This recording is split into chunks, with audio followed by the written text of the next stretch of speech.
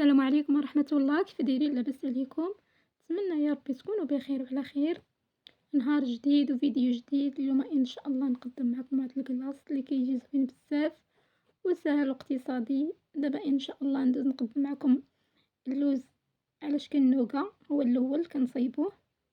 هنايا خديت مقلاة، عملت فيها واحد 100 غرام ديال سكر حبيبات، واحد المعلقة كبيرة ديال الماء صافي. وغنوضع المقلة ديالي فوق النار كتكون مهيلة كما كتشوفوا اخواتي. السنيده بدات كدوب ليا.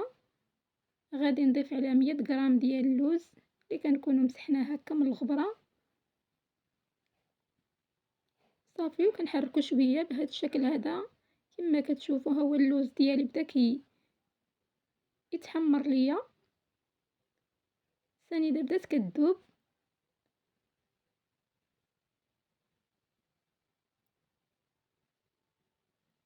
دائما النار كتكون مهيله حتى الاخير صافي. وكنتسناو عليه، كنبقاو هكا كنحركوه حتى اللوز ديالنا كنسمعوه هكا كيطرطق. فاش كيبدا يطرطق كنعرفوا اللوز ديالنا تحمر، خدا اللون اللي بغا، الطياب اللي بغا. على هاد الشكل اخواتي كما كتشوفوا اللوز ديالنا ولا على هاد الشكل هذا. على هاد الشكل اخواتي كيولي هكا كراميليزي صافي. وكنطفيو عليه صافي، وكنطفي عليه النار. هنايا خديت واحد الورق ديال الزبده وغادي نوضع فوقو اللوز اللي حنا حضرنا. كنحاولوا كنسرحوه دغيا حيت دغيا كيجمد لينا صافي. وغادي نخليه حتى يبرد ان شاء الله، وغادي نشدو غادي نطحنو. غير كنهرمشو ماشي كنطحنو، كيولي غبره كيولي هكا مهرمش. دابا ان شاء الله ندوز نحضر معكم الكلاص. بالنسبه للكلاص خديت هنا واحد الاناء. انا خديت هاد الكريمه هادي كريم شونتي. خذوا الكريمه ديال الكلاص انا ما لقيتهاش صافي عوضت بهادي. هما كيجيو بحال بحال. بغيتو كميه كبيره راكم كتدوبلوا المقادير. كنتو غير العائله بينات زعما تاع الدار كنديروا القياس ديالنا على حسب الاسره ديالنا. وكنضيف واحد نص لتر الحليب اللي كنكون واضعاه في الثلاجه تقريبا راه هو بدا كيدير الثلج، كيكون بارد مزيان باش هكا كيطلع لنا الكريم ديالنا دغيا، الكلاص عفوا. غادي نضيف هاد الباكيه ديال الفلون ديال الكراميل. انا خديت العلبه الكبيره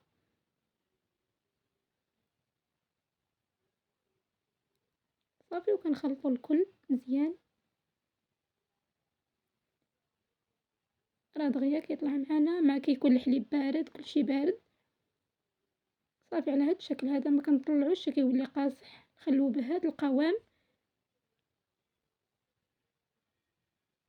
هنايا غادي نضيف 2 علاب ديال ياغورت بمذاق تاع الكراميل حتى هو. ديروا اي مذاق كتبغيو نتومايا.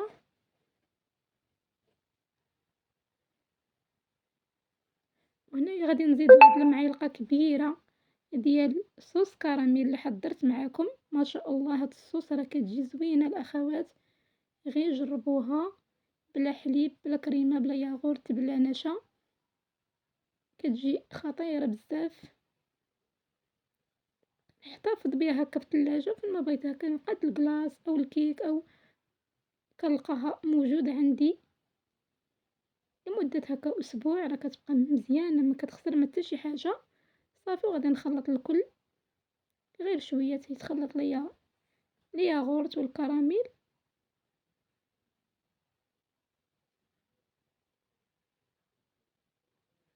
صافي. على هاد الشكل هذا هنايا اخواتي ما تصورش معايا المقطع، راني ضفت داك اللوز اللي انا هرمشته، ضفت النص ديالو في الكلاص والنصف الاخر هانتوما غتشوفوني اشنو غندير به صافي. وكنخلطها كامل لتحت الفوق تيتخلط لينا داك اللوز. صراحه كيجي زوين هكا في الكلاص. ممكن ديروا هكا اي مكسرات كتبغيو نتومايا اللي كيعجبوكم، او كديروا البسكويت حتى هو راه كيجي زوين. هنايا خديت هاد الإطار اللي غلفتو هاكا بالسلوفان، صافي غنوضع فيه تقريبا أكتر من نص الكمية، غادي نقادها مزيان، كنقاد الوجه ديالها بهاد الشكل هذا، صافي بهاد الشكل. بعد ما قاديت ليها الوجه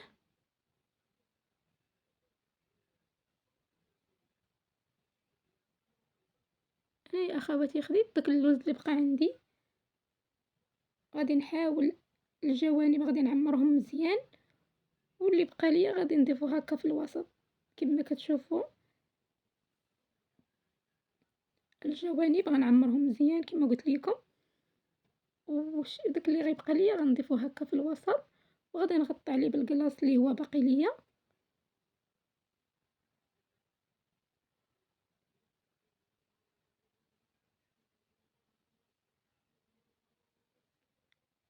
صافي كيما كتشوفوا أخواتي بعد ما قاديت الطبقة الثانية بهذا الشكل هذا، صافي كنغطيو عليه بواحد السلوفان وكنوضعوه هكا في المجمد ليلة كاملة، ضروري ما كنغطيوه، ولا صايبناه في الصباح راه في الليل كيكون واجد. دابا إن شاء الله غندخلو المجمد حتى الصباح إن شاء الله وهانتوما معايا. بعد ما بيت الكلاص ديالي في المجمد ليلة كاملة كما كتشوفوا، بعد ما خرجتو ضروري كندوز يدي على المول غير شوية، راه أصلا كاين الصهد غادي يدوب. صافي وكنحيد داك الإطار بهذا الشكل هذا، كما كتشوفوا كتجي ديك الطبقة ديال اللوز. علاش كنديرو هكا في الجوانب هكا كتير شوية باش كتجي باينة لينا.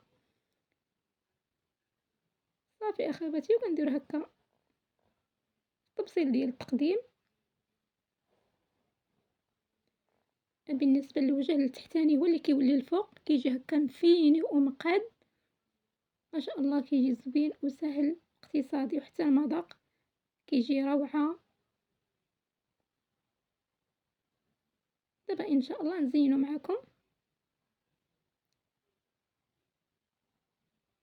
كما كتشوفوا أخواتي كيجيو فيه هكا طبقات، كتجي ديك الطبقة ديال اللوز، ديك القرمشة كتجي زوينة هكا في الوسط، ما كيجيش غير خاوي بحال هكا كناكلو، ضروري فاش كنعضو كنلقاو هكا شي حاجة كتقرمش.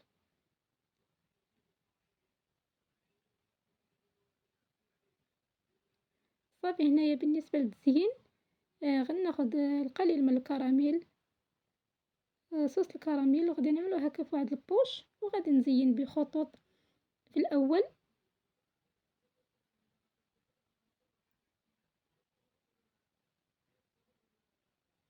ندير هكا خطوط عشوائية باش نزينو بالقليل من الفيتين هكا باش يلصق ليا على الكلاص، ما نديروش هكاك مباشرة، ضروري كنديرو هكا شوية الكراميل هو الأول.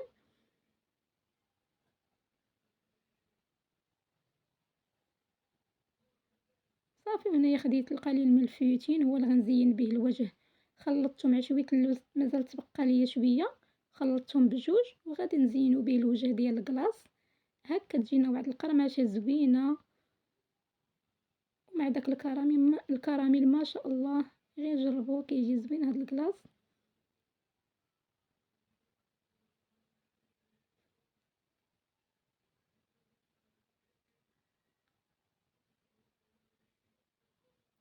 صافي بهاد الشكل هذا. هنايا خديت شوية النوقة اللي أنا قاديت، خليت منها هاد شوية هذا باش نزينو به، كنعملو بهاد الشكل هذا.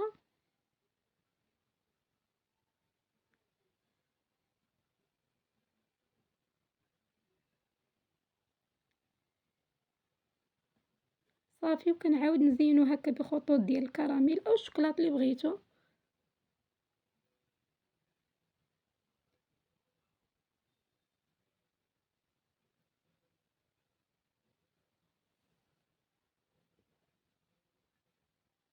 صافي هذا هو الشكل النهائي ديال الكلاص ديالنا كما كتشوفوا أخواتي، كيجي زوين هكا وكيجي رائع للضيوف أو للعائلة ديالنا علاش لا.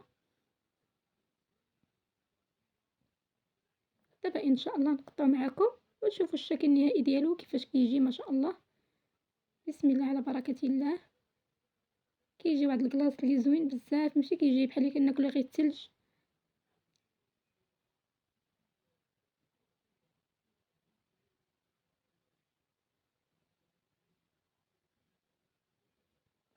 كيما كتشوفوا أخواتي الشكل ديالو كيفاش كيجي ما شاء الله كيجي زوين، ونتمنى يا ربي ينال الإعجاب ديالكم. ما تنساونيش أخواتي من الاشتراك والبارطاج فضلا وليس أمرا، وفيديو قادم إن شاء الله، ومع السلامة.